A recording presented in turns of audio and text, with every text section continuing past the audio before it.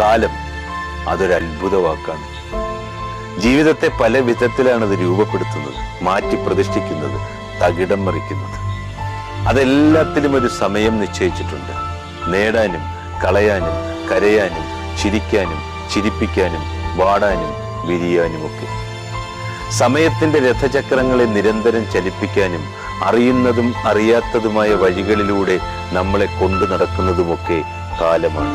അത് പലപ്പോഴും നമ്മളെ വേണ്ട വിധം മിനുക്കുകയും വേണ്ടാത്ത വിധം രൂപമാറ്റം വരുത്തുകയും ചെയ്യും. ചിലപ്പോൾ കോമാളിയും ദരിദ്രനുമാക്കും, മറ്റു ചിലപ്പോൾ രാജാവും ധനികനും. കാലം സാക്ഷിയായി വിധി ജീവിതത്തിന് മുമ്പിൽ എന്നും തൂങ്ങിയാടും.